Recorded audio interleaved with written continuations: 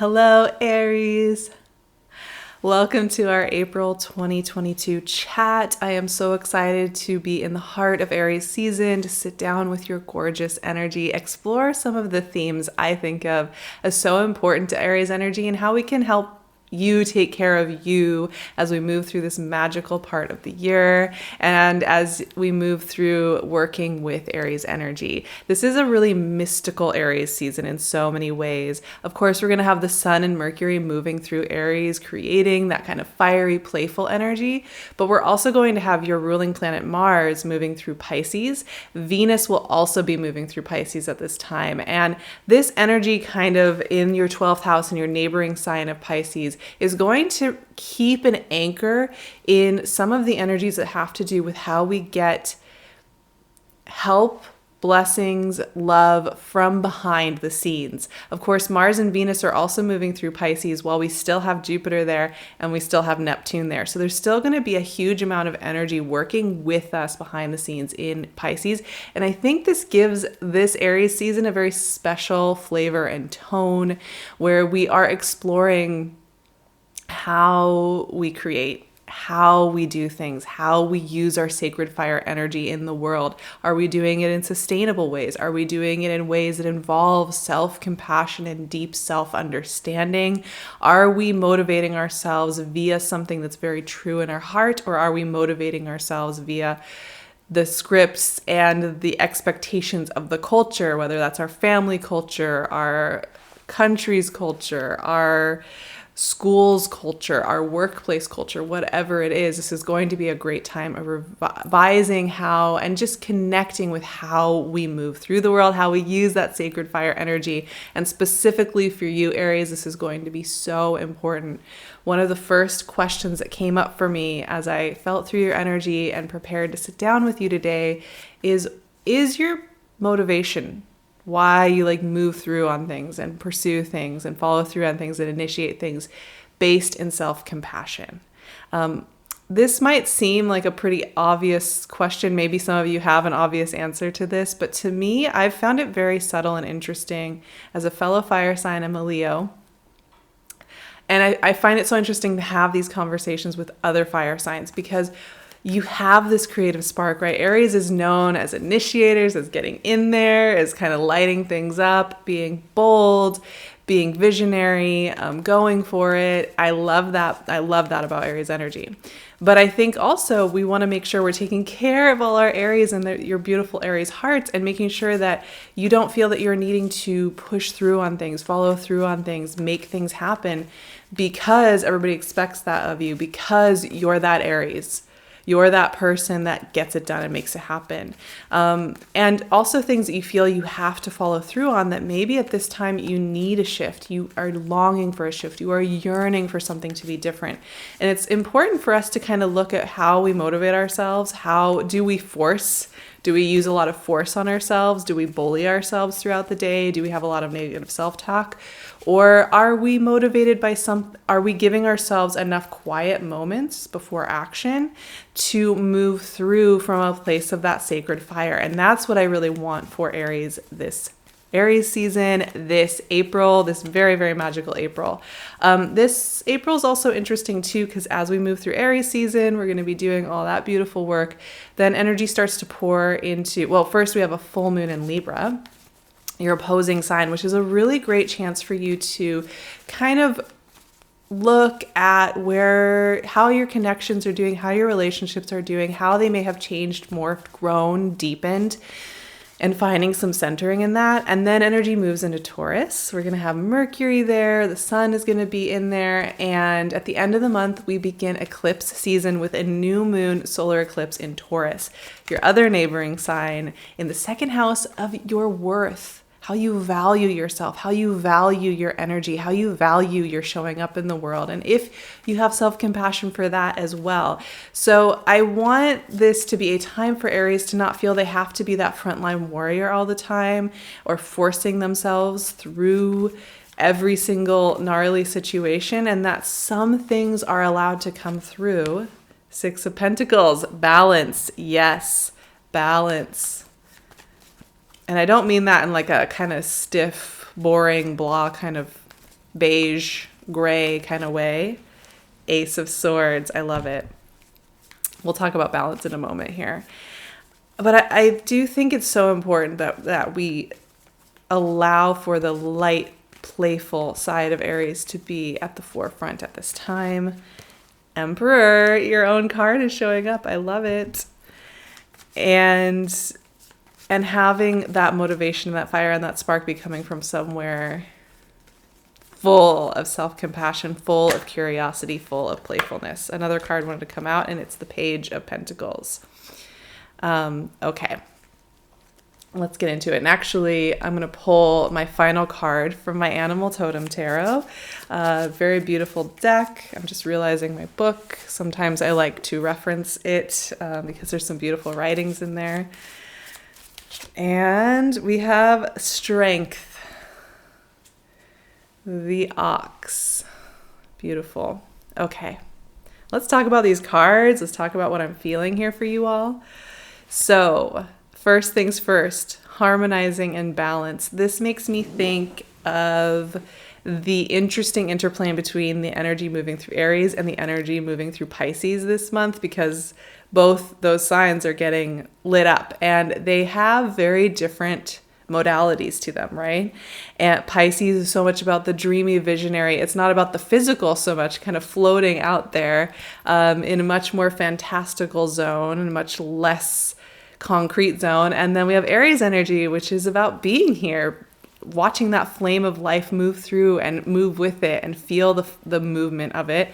And I think Six of Pentacles here is really about striking a beautiful balance between you pursuing things, going for it, using your Aries fire to be playful, to get out there, to do things, move at the speed you want to move at, be sometimes very fast, quick, impulsive, wild, all those things that are fun, just going for it, trying it out, the things that I love about Aries energy so much, with balancing that out with the part of yourself that also maybe needs that extra nap, also maybe needs that extra meditation, also maybe needs some holding and some caring. I think the Six of Pentacles is so beautiful for that. This is also about the ecosystem that we have within ourselves. It's not just about how we give and receive with others. But this card is also suggesting something here, which is that you have something to offer.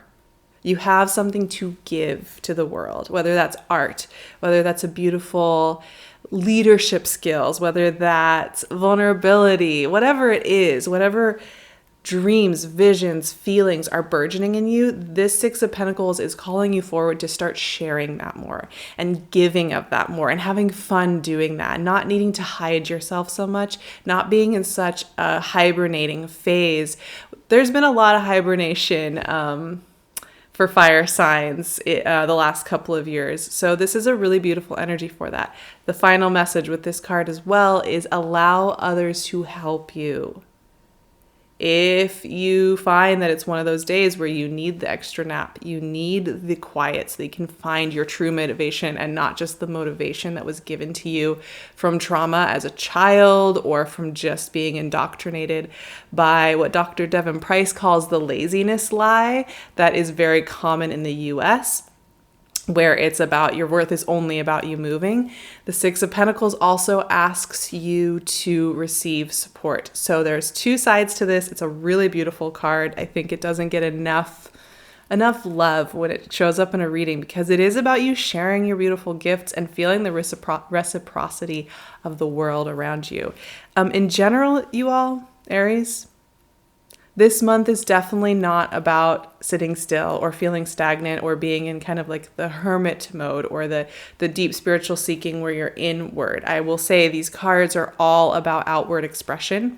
They're all about sharing. They're all about shining bright. They're all about playing. They're all about falling in love. I mean, even though there's no specific love cards here, this is about you just falling in love with yourself again, falling in love with your life path again, feeling the excitement in being who you are. And that is just something I love to see here. So we have that Six of Pentacles and then we have Ace of Swords, new beginnings, clearing something, opening that fresh window. If you're in the Northern Hemisphere, this is springtime. Windows are starting to be able to be opened. Birdsong is coming back. Ace of Swords for me is a clear something clear and bright coming in, like a fresh breeze blowing in and just kind of clearing out the cobwebs of being inside all winter. The Ace of Swords is also going to give you a truth about something that needs to shift. If there is something that you are just kind of holding on to because you feel like you need to keep the status quo up, or like you need to retain the same version of yourself that you've always been for others, this card not only shows you some new ideas, some new surprising inspirations that can come out of seemingly nowhere. This card is also going to suggest to me that there is something that you have to just take a moment to be honest with yourself about if you need to stay tied to it so deeply, and clear some of that energy, simplify down, not stay connected to every single project, every single aspect of yourself that you feel like you have to keep maintaining. This is also about simplifying and really refocusing your energy, using your sacred fire very specifically. If you're waiting for that yes, that signal, that open door, Ace of Swords often shows up as that opportunity, as that clarity. And it also asks us to leave behind anything that we are still clinging on to from who we've been in previous seasons. It's a very, very honest card, but also full of support for you. Now, I love that the Emperor card showed up in our conversation today. The Emperor is the card of Aries. And the Emperor represents strong leadership, a strong sense of owning the path that we are on. The Emperor is often associated with kind of father energy, which is an intense and tricky topic, I think, because there's a lot of layers to what it means to be a healthy, powerful leader figure like this. But I think for me, when I see this card and I think about Aries energy, it really is about feeling like you're the captain of your ship again. Like you can be yourself, like you can shine your Aries light however you shine it, because there's so many variety of Aries. There are the more loud, boisterous ones. They're the quiet, perceptive ones. There are the quiet doers that are, they're busy getting things done and taking care of things. There's everything in between, but Emperor energy is all about owning your space and honestly also stepping into opportunities full of confidence and knowledge that you can handle it. And the Emperor isn't about saying, oh, I don't know. Am I allowed to open this door? Am I allowed to say, yes, this is what I want? The Emperor is going to say, yeah, there's a clear yes here. There is a clear, I know this is what I want. And of course, when I say want, I always want to be specific about this, because so often, when we're kind of thinking about like what's ahead, and we're sitting here doing a reading like this, or we're thinking about a month ahead, we'll often almost feel pressure to like want things, want the next thing, want the next career move, want the next amount of money, want the next sense of security, want the next project that tells us that we are worthy. And I think for me, when I think about Ace of Swords and Emperor and the energy of this desire, I'm more focused on what you're yearning for and what really feels deeply true for you, whether that is adopting a new animal into your life and feeling that connection, or it's simply getting back to a creative practice and very quietly 5 minutes a day, or if it's something big and bold and juicy and wild. I don't want you to force yourself to want things. One of the tricks I think with Ace of Swords and Emperor energy to activate it as clearly as possible is not to force yourself to come up with a very competitive and intense list of all the things you need to initiate. It's instead to say, I don't have any pressure to begin anything, and give yourself long enough in that space to see what wants to come up, and see what is pulling at your gut, and the thing that is sticking, the thing that you don't want to sit on the couch. You want to go explore that, or research that, or think about that, or daydream about that. That's where I want Aries energy, the spark of life, to go. And that's where the true answers are really lying. They're not lying in these big competitive, or like, I have to have these big dreams and these big vision boards. We don't need to do that. Unless you're inspired to do that, then great, do that. Page of Pentacles. Oh, I love this guy. Page of Pentacles to me it backs up all this other stuff. It backs up the Six of Pentacles and starting to share your gifts and also receive support. It backs up the Ace of Swords, something new, slicing something open that gives you clarity. It opens up the Emperor, which is about owning your space in the world. The Page of Pentacles comes in and backs all of that up by offering you substantial physical senses of security and support. So that can look like resources showing up that you need to just be a human animal in this life and feel secure, feel loved, feel safe, feel comforted, feel like you're getting those winks from the universe in the physical. So I really love Page of Pentacles, because as much as we may be like, yes, I know what's right for me, I know what feels good, I can follow that, as much as we may think that that's all we need, it is so great for us as physical human animal beings to have those moments where an energy, where things start to come together and we get those little boosts from the physical world as well. It's really such a beautiful thing. Strength. Strength is our oracle card, and this is the oxen. Well, it's our extra card, I guess I should say. It's not necessarily an oracle card. I'm going to read. I don't always read the prompts from this book, but I feel inspired to read this one. This card is often is representative of Leo and the long road, committing to something full force. And here's the message that comes with it. It is not always easy to keep going, to take yet another chance, or to start all over again. But sometimes the path that we choose requires us to do the very things that seem the hardest to pull off. There are no guarantees along the paths of life, and the only way to find out what we will encounter is to walk these paths. Standing still is not an option in the physical world. Like it or not, we all have to make our way along the karmic path. Each step is a victory, each tear is a reminder, and each mile gets us closer to where we are headed. Dig deep, little one, for you have more walking to do on this path you call life. I honestly feel like that is such a message that Aries energy will love, fire energy will love.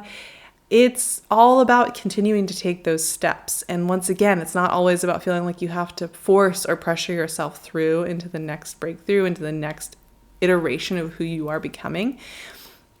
This is a time to take that pressure off and then allow the movement to come through you. And that's what I want to reiterate time and again. I am going to be activating all the eclipse moons this eclipse season. I'm so excited to be doing eclipses in Taurus and Scorpio. This is going to be some good magical stuff over on Patreon. That's where we're doing it. We're doing weekly chats. We're doing all sorts of fun worksheets and ways to work with all the energy. I'd love to see you there. You can also find me on my Instagram. There's only one true Sarah Vrba, at Sarah Vrba, so I'll leave the handle so you know to follow the right one. There are a few fakes out there. They're always lurking, so we want to say bye to those. And you can find me on my website and my email. I'd love to see you in all of these places. Stick around. If you enjoyed this chat, please like and subscribe and leave a comment. All of that really helps me to keep doing this beautiful work. It means so much to me. I love you, Aries. Have a beautiful Aries season and beginning to April.